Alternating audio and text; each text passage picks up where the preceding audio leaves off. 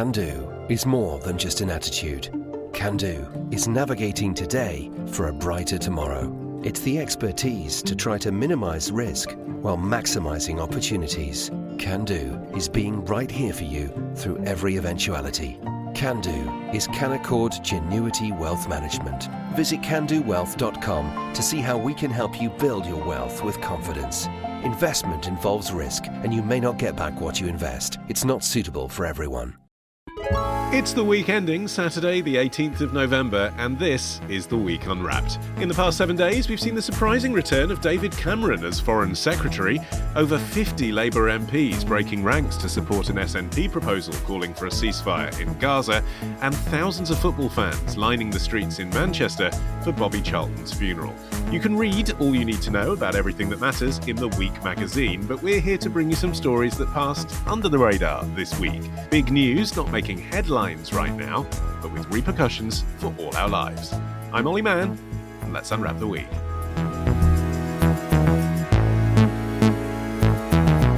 And joining me today from the week's digital team, we have Rebekah Evans from the International Affairs Journal, its books reviews editor Mariana Vieira, and brum brum beep beep fly fly, its director of YouTuber Auto Trader Rory Reid. Mariana, you're up first. What do you think this week should be remembered for? The Golden Gate City hosts world leaders, protesters, and fashion critics. That protest that started at 5 o'clock, it's now on Market Street, heading all the way towards the Embarcadero. We're talking about hundreds of people that are now blocking this part of Market Street. We've seen a lot of traffic, too many buses actually stuck here. They just started reopening this part of Market Street, but the impact is going to be all the way down to the Embarcadero. Jose Martinez reporting for CBS News on Wednesday from San Francisco. And Mariana, the face-to-face meeting that there's been after a year's absence between Joe Biden and Xi Jinping, I mean, that is literally the headline news as we record at the moment. But there's something else that perhaps we're missing here, and that is the thing they're in town to attend in the first place, the Apec summit. What exactly is Apec? So APEC stands for Asia Pacific Economic Cooperation. It is a forum that was established in 1989. They have now 21 members, and they account for 40% of the global population and almost half of the world's trade. They gather every year to talk about trade liberalization reforms mostly. And curiously, they're a very interesting reminder of how the Indo-Pacific was framed about before, because they include members such as Mexico, Peru, and Chile. So the regional evolution is quite interesting to look at. One other thing to know about APEC is that they don't talk about countries; they have member economies, which allows Taiwan and Hong Kong to also participate in the meetings. And they focus mostly on every year they have a joint initiative after the summit, and they have a lot of capacity building projects, which is their bread and butter.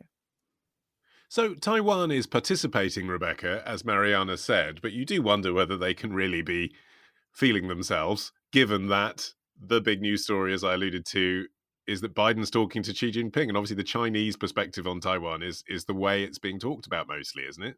No, definitely. I think as this week has progressed, it's become, as you mentioned, more of a headline news story. But these tensions have been building between Taiwan and China over decades in the background. And I think they've increased recently due to allegations of spying. So alleged spies have, over the decades, penetrated the Taiwanese government, and they are reportedly attempting to influence the upcoming Taiwan election.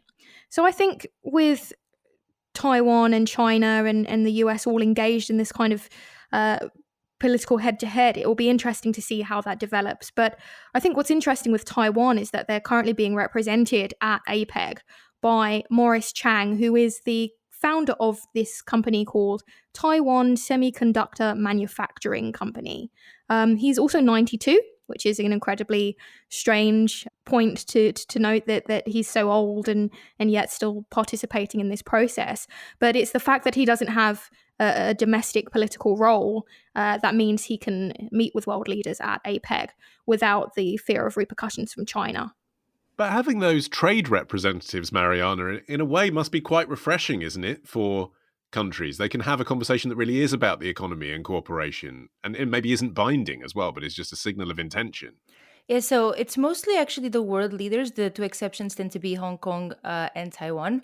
I think so APEC has no military component, and the agreements are not binding, which is something that actually puts it at a weaker in a weaker position compared to other regional organizations or institutional agreements.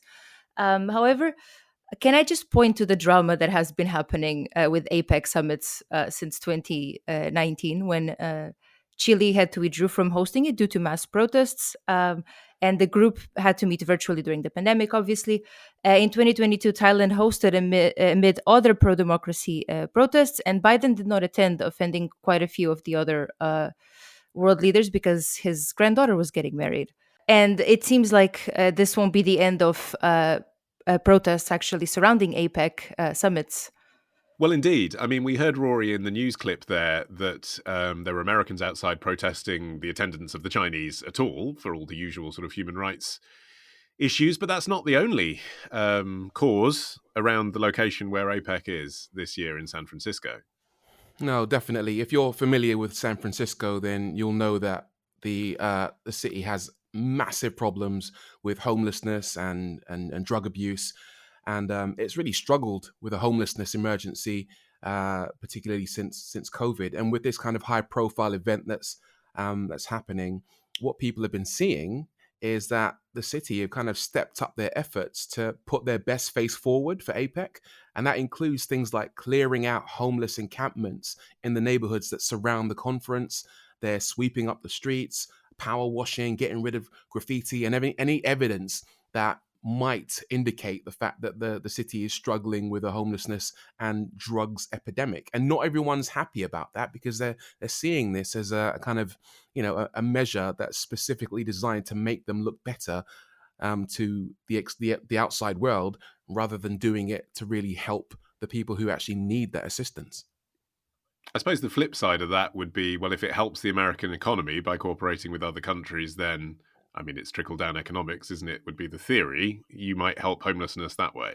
Yeah, but it's not going to happen, is it, really? Let's face it. If they're increasing their ability to do business with these other kind of nations around the world, I find it difficult to believe that the money coming in as a result of this conference is going to find its way trickling down all the way to the people that need the assistance on the ground. I think they're going to be the last people who are going to see a dime from any of the increased business that might take place as a result of this conference. And we mustn't forget that the people who live on the ground are going to be affected in a major way by what's happening in their own city. Some homeless people have said that they were moved on. Their belongings were taken on a big box truck, hauled away somewhere, and they were given these leaflets to let them know how to get their belongings back.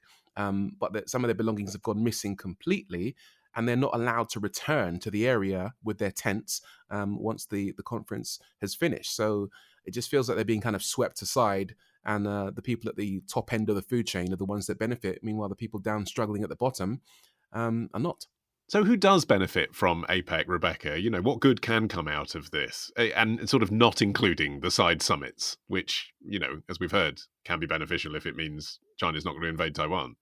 No, of course. I think as Mariana has identified, APEC is a forum, so it does have limited scope. It's not like the UN where it was formed in reaction to a war, for instance, so there's no military component there.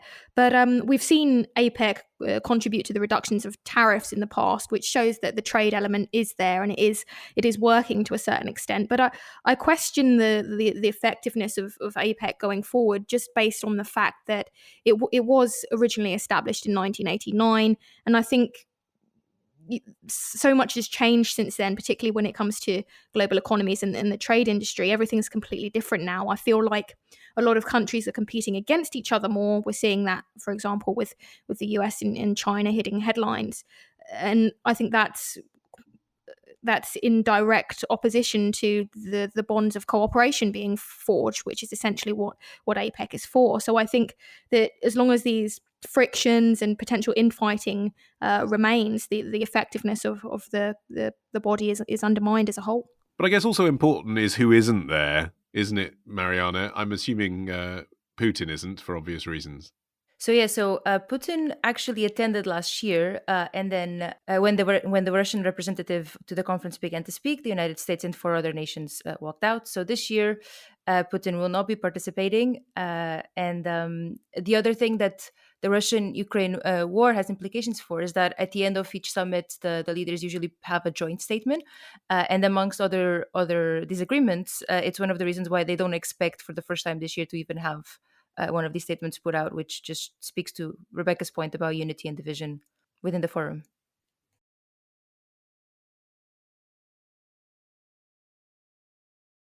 The other thing that you can find when you start Googling around Apec, Rory, is some astonishing matching outfits that world leaders wear for the kind of family photo at the end.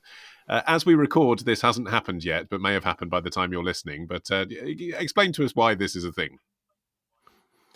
I'm not sure why, but it kind of started with Bill Clinton 30 years ago when he started handing out matching leather bomber jackets similar to those that were worn by American fighter pilots, apparently because he wanted all the VIPs to feel relaxed. And then after that, it became relaxed a bit of and dominated by tradition. America's cultural style.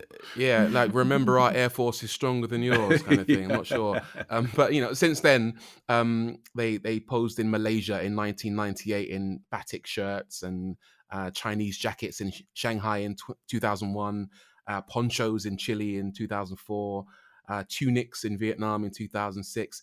Not sure if they're going to do it this year, because last time in Hawaii in 2011, Obama was like, no, not having any of it. This is embarrassing. We're just not going to do it. It does make you wonder, though, what kind of, if they did do it, what fashion trend would be the one that influences this particular Apec? I don't know. Do you think even the photo shoots are kind of, in a strange way, diplomatically worth it, though, Mariana? Because it is an opportunity for the leaders to unwind next to each other and have a laugh, isn't it? If they're all wearing a slightly silly national outfit, you're sort of simultaneously paying respect, but also it is kind of funny, isn't it? It's fancy dress. I think the best thing I've read about this was an article this week in the San Francisco Standard, which is a bit like reviewing the outfits, like Vogue, but make it political. And they refer to the photo op as a geopolitical casual Friday, which I thought was brilliant. And they go over the different ones that they've done throughout the years. But also there's a component to face-to-face diplomatic interactions that we've actually researched a little bit about in the International Affairs Journal where I work, where it just makes such a big difference to how people come with a less formal and less conflictual mindset to the negotiating table. So we don't know yet, but the White House has confirmed that there are 2 photo sessions booked for this summit. So hopefully, fingers. Oh, and one of the theories is that they might all wear aviator sunglasses because of President Joe Biden. So we'll find out. Okay. I'm just visualizing that and who's going to really suffer in aviator glasses. Rory was talking about the 2006 Vietnam one, and there's this photo with the leaders looking all in opposite directions, and there's Helen Clark and Shinzo Abe at the front, and it's just they look like the most carefree people in the world, and it's beautiful. I highly recommend checking the photos. I think the trick might be to smile, Rebekah. Like, look like you're not taking it too seriously, then you can win however ludicrous the outfit. I think that's the trick, if I was advising an international leader. Honestly, I think it's about looking as casual and carefree as possible. I mean, they've been talking about wars and conflicts and people dying and trade agreements and potentially a third world war. So relaxing in some aviator glasses kind of gives a sense of being cool, calm and collected, which I think, Biden will obviously go for because that's his thing. But Xi Jinping in some nice aviator glasses, I think we'll give him some cool credits. I'm sure Ray-Ban as well have a very well-entrenched international supply chain. I'm sure you're representing the whole world by wearing that product. Rebekah, you're up next after this. Can do is more than just an attitude. Can do is navigating today for a brighter tomorrow. It's the expertise to try to minimize risk while maximizing opportunities. Can do is being right here for you through every eventuality. Can do is Canaccord Genuity Wealth Management. Visit candowealth.com to see how we can help you build your wealth with confidence. Investment involves risk, and you may not get back what you invest. It's not suitable for everyone.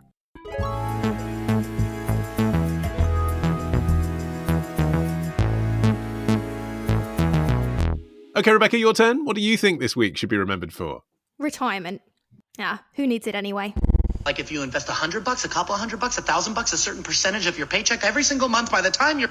This guy is 100% right. He's basically complaining about this idea that we should save our money and invest it while we're young into the S&P 500 and we'll get 8% compounded annual returns. And by the time we're 70 years old, we'll have $3 million to retire on. The simple fact is that isn't appealing to 99% of us because we don't want that money when we're 70 or 80 and can't move and can't go out and do these things that we want to do. We want that money now so that we can actually enjoy our lives. And why shouldn't we spend our money now? Why should we accept just 8% returns a year just so we can have a nice retirement when we have to suffer our entire lives before that? TikToker the Max Stoic sharing his thoughts back in April. Rebekah, what was he talking about and what's happened this week? Well, this is a story about a trend which has been gaining traction across social media this week and in the past, and it's known as soft saving. And that differs from more traditional approaches to saving in that these so-called soft savers think about the short term rather than later life, and they ultimately put retirement and their future plans on the back burner. Mm-hmm. And so why's this come to prominence now? Well, I think it's particularly interesting to discuss because of a study from Charles Schwab, the investment company, which shows most Gen Z people aspire to retire at the age of 61. And I think that's very interesting in terms of how it squares with this rising soft savings trend, in the sense that whilst most Gen Z people want a nice retirement, want to retire perhaps earlier than the national average, soft saving doesn't really make that possible. Right. So, Rory, soft saving, I mean, it's basically quiet quitting, but for money, isn't it? It's like I'm opting out of like your financial world, granddad. So, yeah, that doesn't seem to coincide with retirement being a possibility at all. Yeah, I have a bit of a problem with this because with hard saving, you kind of work out exactly how much money you need to put aside in order that one day you know what you can live off when working becomes more difficult for you because of age or when you're tired of it, for example.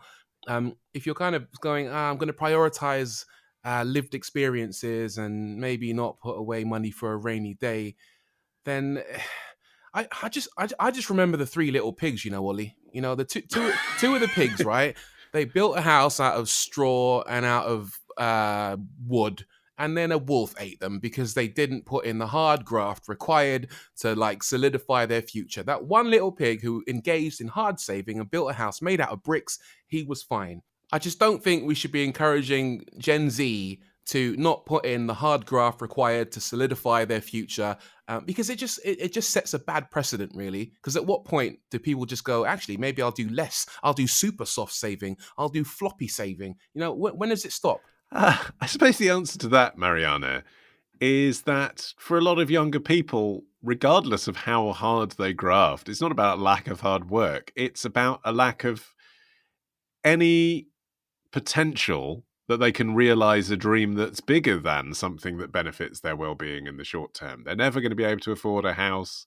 They're never going to be able to save serious money for their retirement. So why bother? I have to agree in the sense that whenever I tell someone that me and my partner bought a house 2 years ago, I say that we plus HSBC bought a house and we do not own the deed of this house until this mortgage is paid off in God knows how many decades. But I think also soft saving comes as you were talking about dreams, and I think it's about this market for different ways of dreaming about the future. And so soft saving comes in contrast with this other mentality called FIRE, yes, which is about financial independence and retire early. And it looks like there's lots of math involved, but it's basically about aiming to save enough to retire young. And it's not necessarily that you don't have a job, but you know that you've achieved financial independence when your job needs you more than you need them. So the goal is to sort of put some space between your expenses and your income. And when your net worth is 25 times your annual expenses, then you're considered financially independent. And obviously, this means structuring your income, your expenses, and your income and your dreams and lifetime goals much differently, or in a way that is very different from what soft saving actually advocates for. Yeah, it's interesting, isn't it, that tension, Rebekah, between the FIRE movement, which is also kind of relatively young, kind of tech bro type approach to saving, and this, which is save a bit, but only for things you really want in the short term. Do you think it's the same person who's viewing both of these online videos and deciding which they're going to do? I think it's so interesting. I think soft saving and FIRE are at two opposite ends of the spectrum, right? Soft saving is part of this wider trend of creating a soft life for yourself, romanticizing every second of your day and not caring at all about the future. Whereas FIRE is about sacrificing practically everything about your life in the present, making your life probably hell whilst you're young, so that you can afford to retire at. I've come across people that have retired through the FIRE movement at 35, which obviously is a very extreme way of doing things. I mean, it's basically don't take a holiday and eat beans on toast every day for 10 years, isn't it? Absolutely. Yeah. Absolutely it is. It is. And I think it's about, with everything, I think it's about striking a balance. I mean, soft saving is probably not a good idea if you're looking for a comfortable future. But at the same time, FIRE, I don't think that necessarily that's a good idea either, because you are sacrificing potentially not only your finances but also your mental health and well-being in the present to make future gains. Is it a Gen Z thing? I mean, I might as well ask you, Rebekah, because you are just about in that age bracket. I understand you're going to turn 26 this weekend, but for now, you're Gen Z. Is this something that you identify with, that you think your generation is grappling with? Because if so, that's actually a change. I mean, millennials maybe didn't think so much about money at all. You know what? I'd love to, treat myself kindly. I'd like to go out and buy books and go out for nice dinners and cocktails and see films in theatre and focus on the long term later. But unfortunately, I just don't think it works. And I think a lot of people of my age are in the same boat as me. As nice as it would be to live this soft life, it's not really feasible, particularly when we look at things like the cost of living crisis and the effects of COVID. I think it's about striking a balance. We've got, it's like the classic analogy of having an angel and a devil on your shoulder, and you have to bow to what the angel wants most of the time.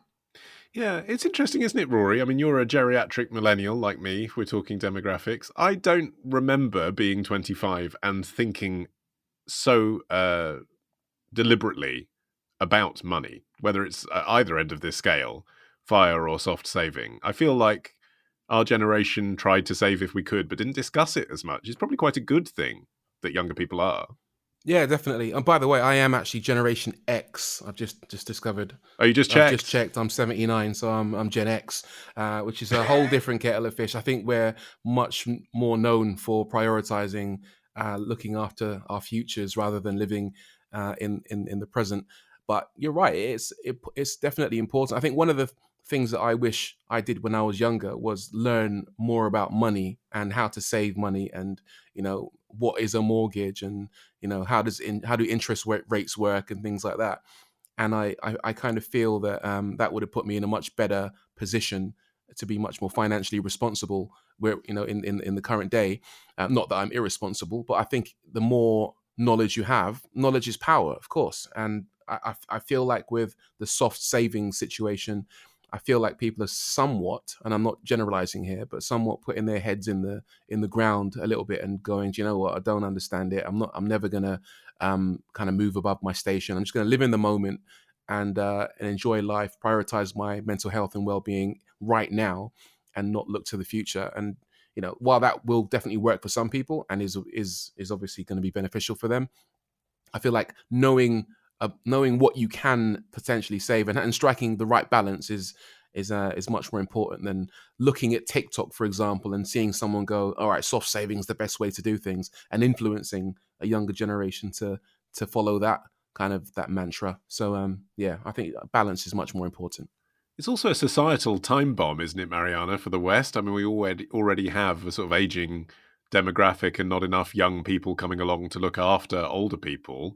To think then, 3 decades forward, we'll end up with older people and they have no money to look after themselves at all. That doesn't feel like a good scenario. It's a bit alarming, but also I don't think that this idea of what we see on social media necessarily reflects reality. And I was trying to find a few more numbers around this.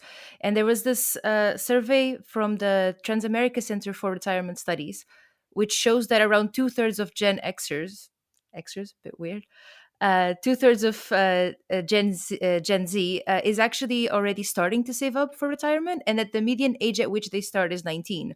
So there's a little bit of, it sounds like the trends come, and I think we talked once about quiet luxury and all these things that seem to be very prominent on social media, but don't necessarily translate as well onto reality.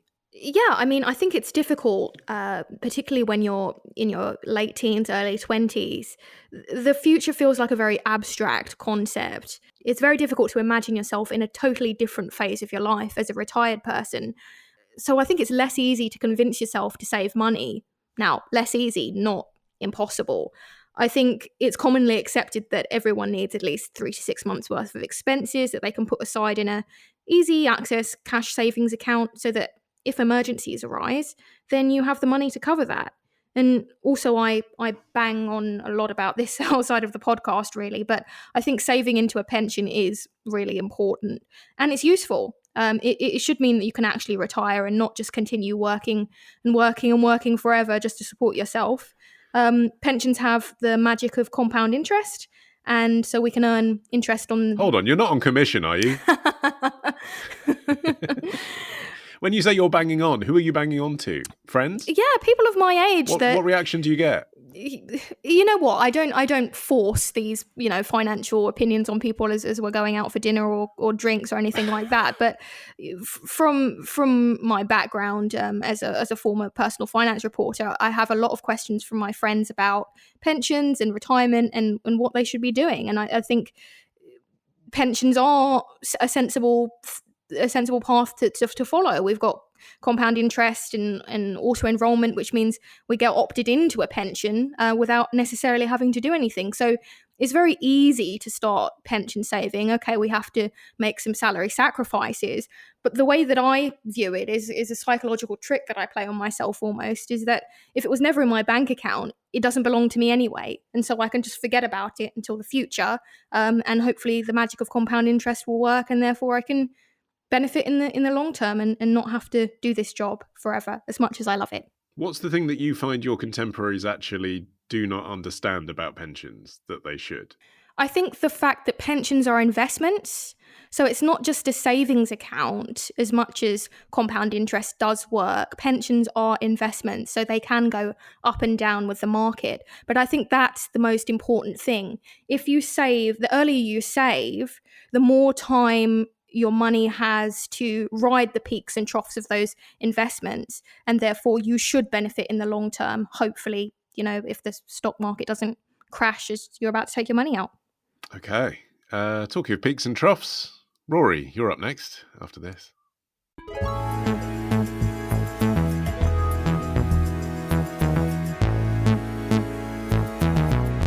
Rory, you're finishing the show. What do you think this week should be remembered for? Flying taxis, Ollie, which are just around the corner of a skyscraper.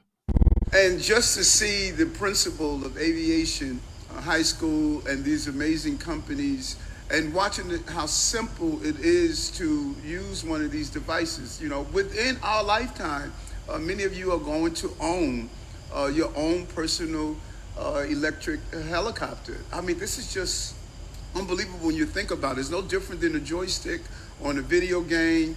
The partnership with the companies to allowing our young people to use it now in schools. We're going to have to build out mechanics.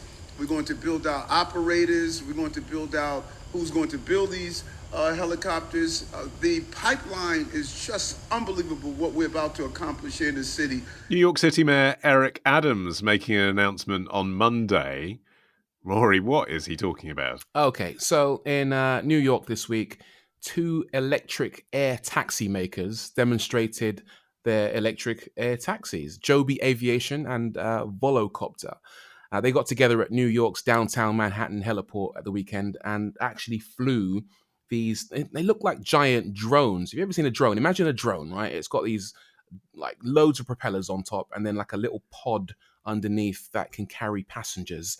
And they demonstrated that that these things are viable and could potentially one day transport humans from one location to another in the sky. Yeah, so they take off, don't they, completely vertically, like just straight up, like a mini drone that you'd have in your garden, except giant and can take passengers. Exactly like that, which is a terrifying concept. But then helicopters are quite terrifying when you think about it as well. They're called electric vertical takeoff and landing aircraft, or EVTOL. EVTOL. Is that how you say it? You say EV, not EVTOL. EVTOL is the way you say it. Yes, the EVTOL Right. is the acronym, but it's EVTOL. I mean, that's a bad acronym, can I say? It is. It's not going to catch on, is it? It is. You know, are you going to hail an Uber or an EVTOL? So, electric vehicles in the sky, Mariana. Are you convinced? No. I had to look at so many images to even visualize what was going on. So I understand it as a public asset for for deliveries, not necessarily as public transportation. Like the logistics of moving rush hour to the skies, do sound a bit. I just can't visualize how this is going to be better for anyone involved. But also, I was a bit concerned about the one that the Joby Aviation uncrewed flight that crashed. And the biggest concern were the lithium batteries. And Ollie, I know you must remember this episode that we did in April where we talked about lithium and how it actually has a big environmental impact. And so I'm not convinced about the benefits of the EVTOL. Well, I suppose, Rory, the benefits they'd say, the makers, would be, despite the environmental cost in making the thing, you're not getting the smog, you're not getting the emissions, you're not getting the noise on a city like New York, so it's still beneficial. Yeah, for sure. So the noise is a big thing. At the heliport that they use, there's typically a lot of helicopter flights taking off. And these are usually for tourist purposes, people jumping in a chopper and flying around, looking at New York. So there's a big tourism helicopter industry. With the eVTOLs, they take off. And I think once they're out from a distance of about sort of 100, 200 meters, you can barely hear these things. So the locals will have the opportunity to perhaps complain less about the noise pollution that comes as a result of helicopters, and they kind of blend in more seamlessly in terms of a noise factor than helicopters. But they're also much better from a CO2 emissions perspective. Like the average helicopter flight chucks out 0.5 ton of CO2. Whereas an eVTOL, that figure is 0 because they're battery powered. There's no emissions from the jet fuel that you'd need to power a helicopter. So from an environmental point of view, both in terms of the noise factor and the CO2 factor, they are a massive improvement. So it's maybe a good press stunt, Rebekah, for the New York mayor to get involved with. But realistically, in terms of, public investment, think about a city like New York. I mean, how many people can fit on the subway? 1,500, something like that. And how many people can fit in a helicopter? 4. I mean, it doesn't feel like where public money should be going to support New Yorkers. I think it does seem like something that is reserved for the elite. I mean, I'm not really buying into this idea that it's going to be the next, best thing for transportation. As Mariana says, it could be used for packages or perhaps food deliveries if we're being a bit more ambitious. But I just don't see it as being something that is going to, pardon the pun, take off. But realistically, I think the real problem with this is when I saw it was safety. I don't think I would really want to be or at least I wouldn't want to be one of the first people getting into these things. These taxis are low flying, so they're not going to be anywhere near aeroplanes, but they will be near buildings. And I think this is where a problem could arise, particularly if you've been to New York or London, particularly in the winter. You know that it can get extremely chilly, but also very windy. And these sudden wind gusts, experts are saying, can pose these significant safety challenges. And these wind issues can take hold in under a second. So you don't really have time. The pilot wouldn't necessarily have time to react to what's going on. They say that flying, at least in an airplane, is one of the safest ways to travel. eVTOLs, not convinced. Yeah, so Rory, respond to that, because Mariana mentioned a previous Joby demonstration that crashed, and then Rebekah's, I think, represented a lot of people listening when she talks about just general safety concerns. What's their response to that? It's the usual deal, really. Like these are prototypes, very much so. And in any prototype development, you have situations where the prototype faces a new situation and they have to figure out how to combat that. So if it's a case of working out how to combat high winds and sudden gusts, then these prototypes allow them to figure out, right, what situation should the onboard computers take to get around that? What are the limits of the aircraft? Should we be flying if there are potential for high winds? In terms of the aircraft crashing and there being a potential lithium-ion, battery fire, perhaps. I mean, there's always that possibility, but you've got to bear in mind as well, if a helicopter crashes, there's a huge likelihood of aviation fuel going up in smoke. So it's not an issue that's specifically limited to lithium ion. If a helicopter crashes, there's going to be a very big mess on the ground, regardless of what happens. No, but hold on, that's for the safety of the people around the crash site. What about the people that are in the craft? I mean, you're talking about an alternative to taxis. I know that driving a car isn't safe either, particularly in a city like New York, where you go very, very slowly and then suddenly very, very fast and everyone's in a rush. But at the same time, we all get the idea that you have a fighting chance if you're in a car accident, If your helicopter drops from the sky, it's not going to look good for you, is it? It's not, but whenever anyone says this, I as reluctant as I am to kind of like go on the side of what is essentially a giant drone, because I've seen drones crash, I've crashed many a drone myself, I will say that aviation is generally very safe. People might look at an aircraft and not really understand its capabilities, a big 737, 747. They might say, I'm not getting in that. If it crashes, everybody dies. When the reality is that the likelihood of a plane going down and everyone perishing on board is extremely low, because they take aviation safety much more seriously than they do the safety of someone in their Vauxhall Vectra on the ground, for example. And the people developing these things and piloting these things are much more highly trained than the average idiot, for the want of a better word, who's in control of a car. So I think that, by the time these things are signed off and ready to be deployed, I think they're actually going to be pretty safe in comparison to a road-going vehicle. So are they going to be autonomous? Because obviously the technology must exist for that to be the case, but from what you've just said, to prove they're safe, people are going to want to see a pilot sitting there. Definitely. I think they will become autonomous eventually, but just for reassuring people, we're gonna need a pilot in there, particularly in the early days of this technology. But they're actually talking about this being rolled out with Uber. They have a partnership with Uber, Joby Aviation, where people are going to be able to, in a couple of years, hail a flying drone, jump in, and then go to a destination and bypass a load of traffic. These things have like a 60-mile range, so you're not going to get caught up in traffic, for example, if you're using it as a taxi. And we do talk about it being limited to only the elite using these things, but that's where that's where it all begins. Yeah, one day we're all going to have these things. I'm predicting. One day we're all going to have easier access to these things, because the more we use it, the longer it's in development, the more that it trickles down so that normal people can use them. And I think that it'll probably happen. I'm 90% certain this will become a common sight in our skies by the year, I'm going to put a number on it, 2030. Wow, that's close. I mean, Mariana, if that's true, then we're looking at, within the next 7 years, the democratization of private jets is effectively what Rory's talking about there. It won't just be something for the super rich.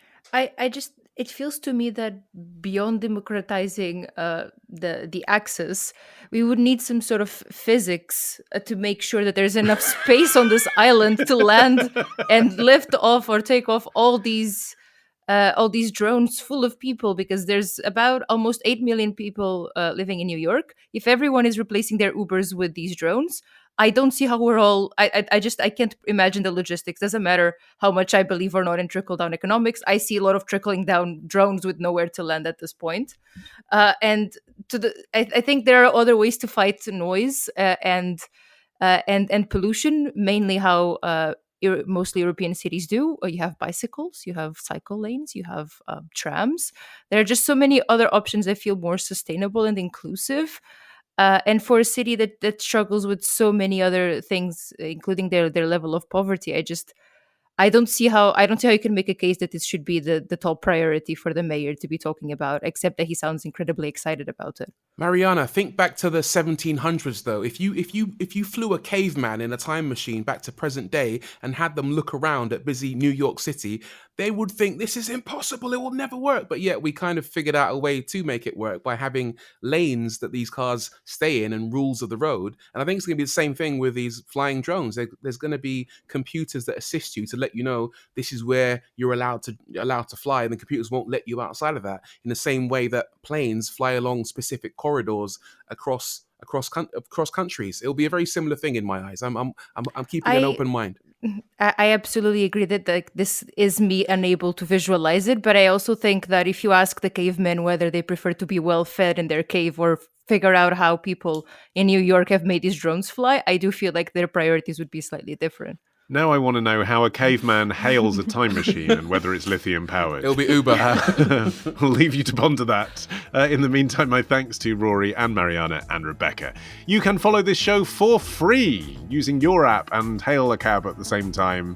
You can get every episode as soon as it's released. Just search for The Week Unwrapped wherever you get your podcasts and tap follow.